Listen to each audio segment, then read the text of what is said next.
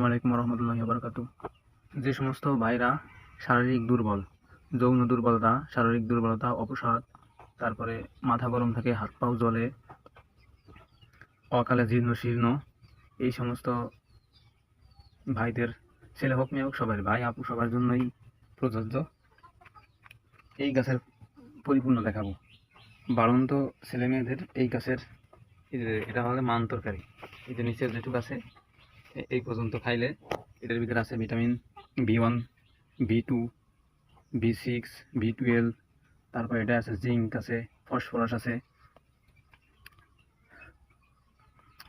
এদের সব ধরনের ভিটামিন D3 আছে, সব ধরনের ভিটামিনে সমন্বয়ে এটা।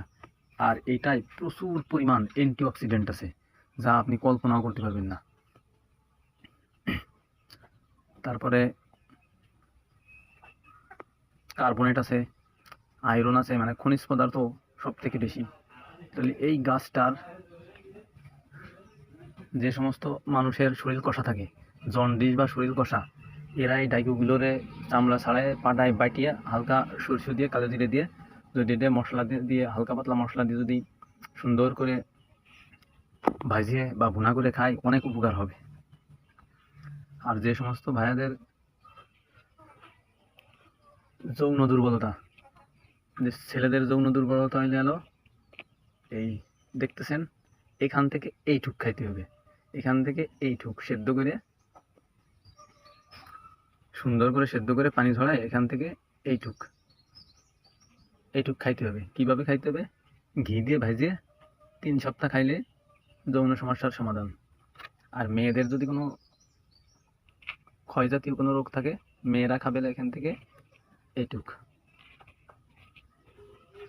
আর যে সমস্ত বাচ্চা ফলাফানদের সমস্যা, বাচ্চারা ভাত খায় না, ভাত খাইতে চায় না, মুখে রুচি নাই, তারপরে জীর্ণ শীর্ণ, ভিটামিনের অভাব, এই বাচ্চা ছেলে পানেরা খাবে এই যে এখান থেকে এই পর্যন্ত, এর ভিতরে যে কচি মান তরকারি আছে এটুক খাবে। তাহলে বাচ্চাদের পুষ্টি, প্রচুর পরিমাণ পুষ্টি। আর বড়রা খাবে এখান থেকে এই পর্যন্ত। ছেলে মেয়ে কোনো ভেদাভেদ নাই, সবাই খাইতে পারবে। তাহলে আমি আবারও বলতেছি, ছেলেদের ক্ষেত্রে এইটুক খাবে, সেদ্ধ করে ঘি দিয়ে ভাজিয়ে খাবে। আর মেয়েদের ক্ষেত্রে এইটুক খাবে, সেদ্ধ করে পানি ঝরায় ঘি দিয়ে ভেজে খাবে।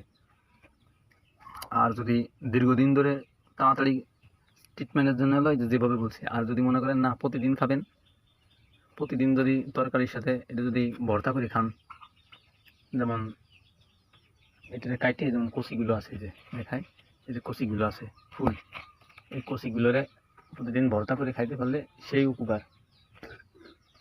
আর বাড়ন্ত ছেলে মেয়েরা যদি এগুলোরে সুন্দর করে সেদ্ধ করে ভর্তা বানায় খাইতে পারে, তাহলে তাদেরও খুব উপকার হবে।